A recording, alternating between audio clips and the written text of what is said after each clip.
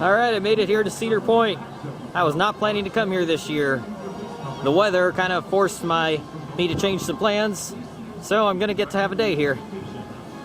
We'll see what I can get done. I know they're doing the access passes.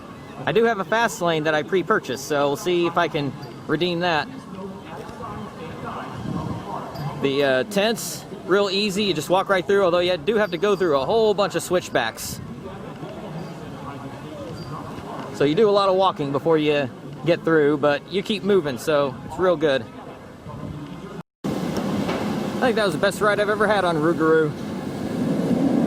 That was actually very good. The back row didn't have any rough spots, no headbanging, no rattle.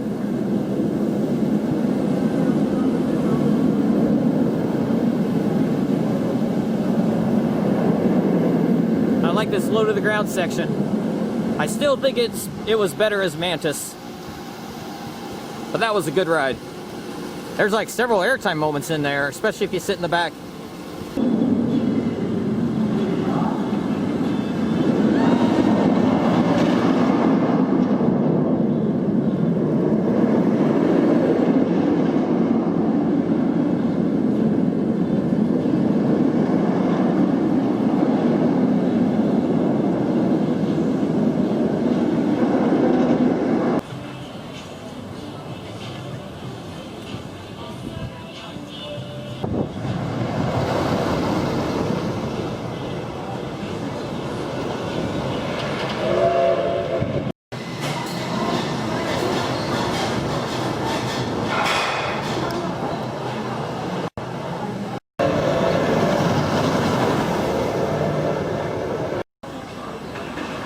So that time, Millennium Force, I rode in the back and the front. The back gives great airtime on that drop. That's ejector airtime. In the front, it's floater, but it's really good floater, especially when you get that wind in your face. The thing is, those two airtime hills out on the island, back in 2018, those were giving some solid ejector airtime to me. This time, I was lucky to get floater. I think it's because the train isn't full. Maybe you need a full train to get the best airtime. But I would say, on that first ride, back row, I grayed out on that turnaround. And I have not had a gray out in a long time. And I just love the way these Intamins ride on the track. I never get a headache with them. Even the ones that rattle, I never get a headache. And this one doesn't rattle. This airtime hill, this speed hill here, it does give good airtime. But again, gave better airtime in 2018. You just gotta have the full train to get the best airtime.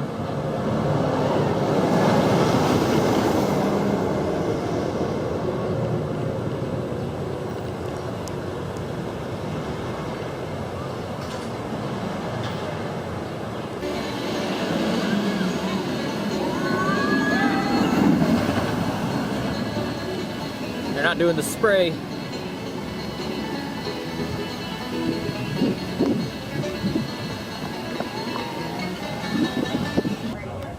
Now for the upcharge attraction. I thought about just not bringing in the camera at all and trying to hope that my car key doesn't set off the metal detectors, but whatever. It's a couple bucks. It is the principle of the matter that I don't like. So my locker rental was just about up, so I managed 10 rides in an hour and 50 minutes. Not bad. The cleaning cycle is what will slow you down, but since they're not selling fast passes, you have to have already purchased a fast pass to get one. And I had done it before they stopped selling. One of those that you can use every day except Saturday, any day except Saturday. And since the train is not full, you just roll right through that mid-course. It might catch a little bit, but you don't feel it at all. And the drop off the mid-course will give some really good airtime if you're in the back. And when you got a full train and it's hot outside, you are hauling into the mid-course. And that causes the brakes to really catch. But the brakes aren't catching because of because there's not many people on the train at half capacity. So that second half is amazing. That second half is better than it normally is. And as much as I still love this ride, sorry, X2 is still number one. Love Steel Vengeance, but X2 is my favorite.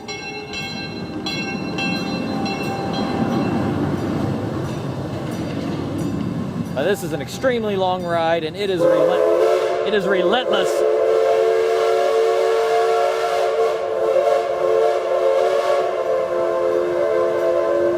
It's relentless, just like that horn is. All right, moving on to the best ride in Cedar Point. I got a couple more rides on Maverick before it had to shut down for rain. It's an Intamin. It shuts down for anything, but it's pretty moderate rain right now, and it's starting to come down harder. And these people are having to stand out in the rain to get their access pass. So yeah, it's almost 3:30, so they're about to do the access pass for that. Fortunately, I don't have to worry about that, but I'm caught in the rain anyway. Fortunately, I have mostly waterproof clothing and camera with me, but still, I'm gonna be drenched. All right, Raptor, you won me over. My first rides on Raptor since I learned how to manage those B&M over-the-shoulder restraints.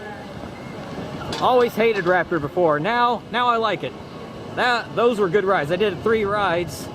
The inside seats were really good. The outside seat, I got a little bit of headbanging. Just a little bit.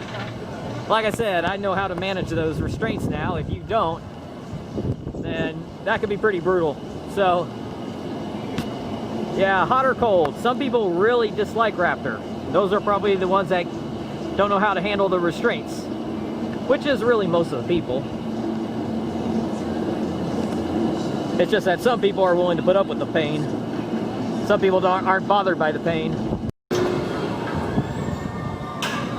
I got 3 quick rides on Gatekeeper.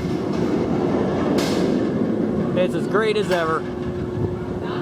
I'm a huge fan of this thing.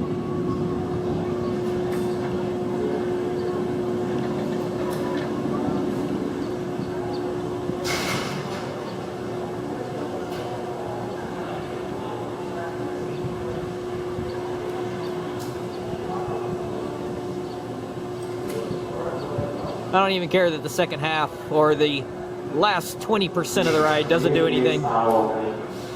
It does a whole lot before that. 80% over course brake run.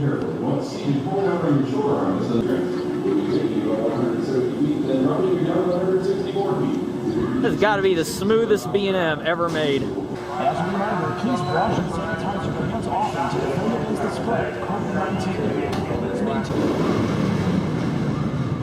I've lost a pocket comb twice on this ride. Once in 2014, once in 2018.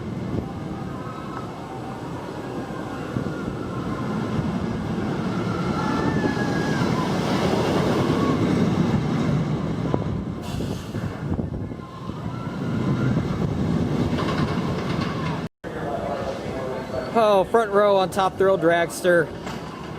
Wow.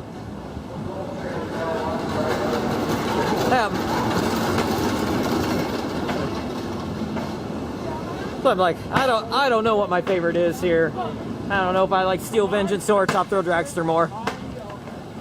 It's just a shame that Dragster goes down so much, but that doesn't take away from how amazing it is, and especially getting front row. There's just nothing else like that, except King Ka, I know, but still, the views from the top of the top hat there are far better than King Ka. And it's a smoother ride, and you got T-bars, so yeah, I'm gonna stick with it. There's nothing like Top Thrill Dragster.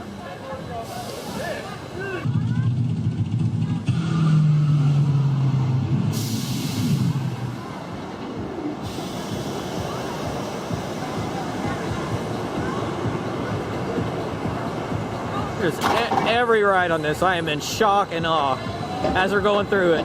I just can't believe it's actually happening. It is surreal, unlike anything else.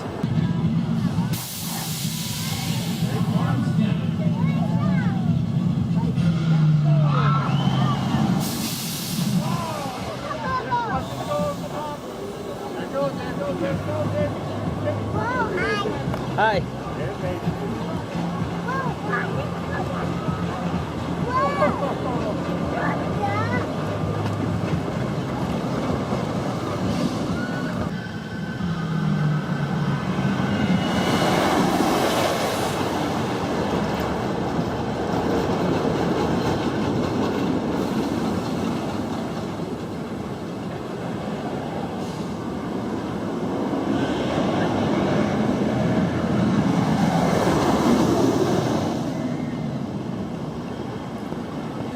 Now, ordinarily, I would not bother with things like Iron Dragon, Gemini, Magnum on a day I have Fast Pass.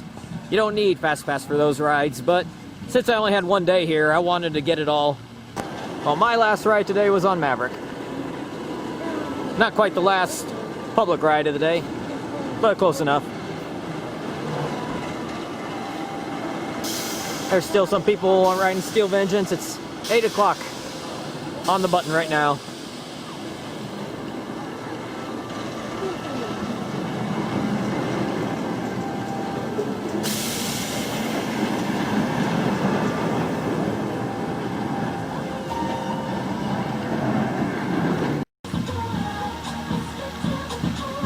Now, coaster enthusiasts may not think much of Valraven, but it sure is a pretty coaster. And I love Valraven. I think it's great. I only rode it once, actually. Just because I know Valraven so well by this point, between it and the other dive coasters. But Raptor, I knew I didn't give Raptor a fair shake in past years. So I wanted to get a few rides on it to really get a proper feel for it. And I like Raptor now. Raptor won me over. Rougarou won me over, although I was already thinking that I liked Rougarou even before the re-ride. So, including my one ride on the drop tower, I got 40 rides today. 40 rides in 9 hours, and that is included in there was a 30-minute rain delay. I did give up my second meal. I decided not to get my second meal because I just wanted to get as many rides in as possible. So I've been off Maverick for 16 minutes, and I still got a ways to go to get to the exit. And I'm a fast walker too. I did stop to make that little 2-minute video. But that's about it. That tells you just how huge this park is. With the access passes, if you don't have a fast pass already purchased, if you don't have all season or something like that, it's going to be rough. You got to time things out right. You can get more rides than just with the access passes, but you're going to have to plan it well. You're going to have to hope for a lot of luck. Today, the crowd was so light, you could have pulled it off, but even then, you'd have to hit things just perfectly.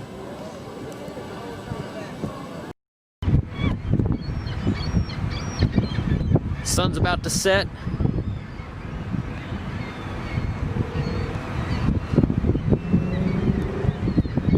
Had a little mist in the air. That's why Top Thrill Dragster closed down, because one raindrop fell at about 7:15, so it went down.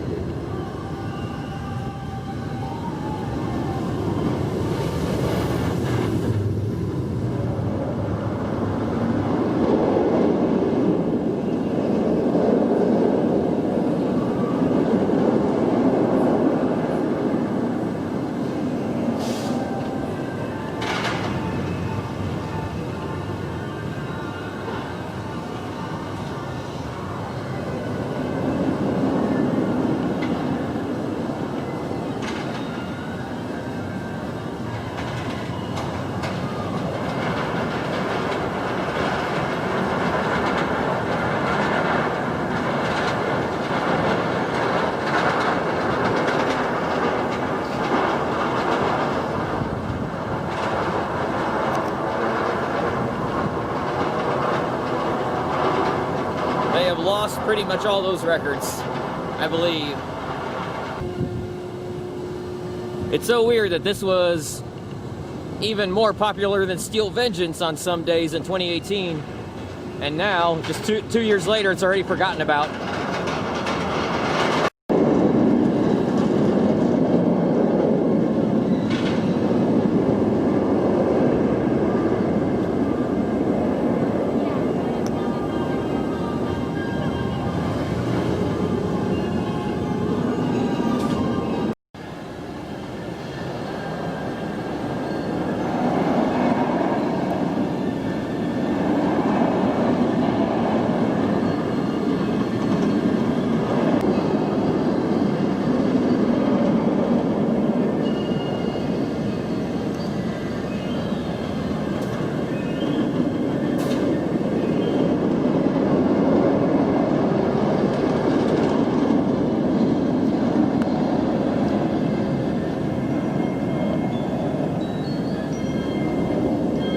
Over behind Chicky and Pete's is where it tries to rip your legs off with that ending double helix. You just gotta brace for the entrance into the brake run, because that's pretty brutal. But if you know it's coming, you can prepare for it, and I've been able to avoid headbanging on those 3 rides yesterday. All right, Blue Streak. I am so glad I didn't pass up getting a ride on this trip. Blue Streak in the front row, that is definitely the best ride I've ever had on it. It's not bumpy, not in the front row at least. It might be if you're in the 3rd row of any car. There's only one middle row of a car available, and that's row 5 this year. But row 1, that had some really good airtime on it. That was borderline ejector. And it was very good quality airtime too. So I don't remember Blue Streak having airtime the last time I was here. That was really good. My gosh, that could challenge Val Raven in my rankings of Cedar Point.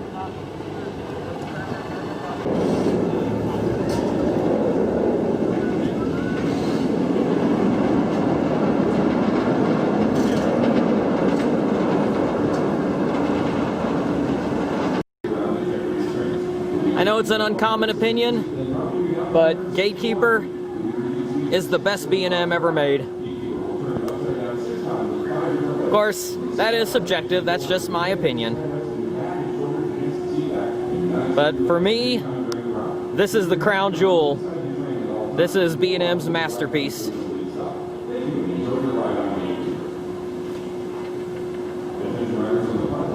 I just love this ride so much. And this final 15% of the ride that people complain about, I mean, come on, really, who cares? Everything up to that point is so amazing, it doesn't matter.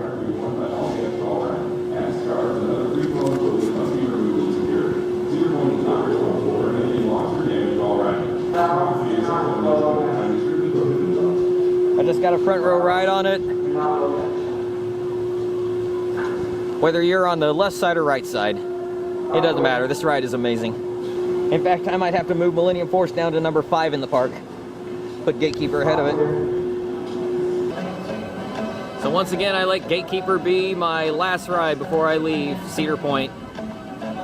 That's become kind of my tradition. There's something about the ride. I love letting that be the lasting impression.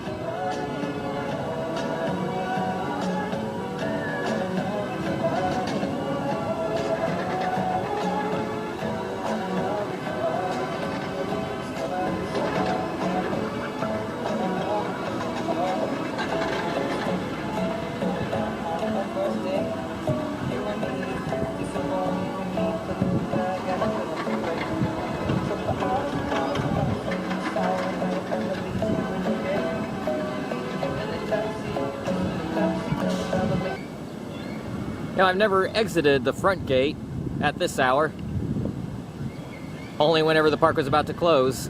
So they just had the entry gate, you just walked out of that. So I don't know if this is normally the exit midday or if that's just for this year.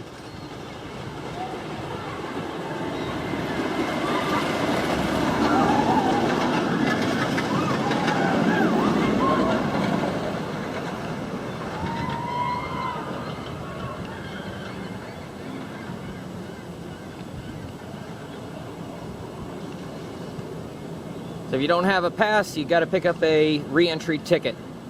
And they have the booth right there at the exit.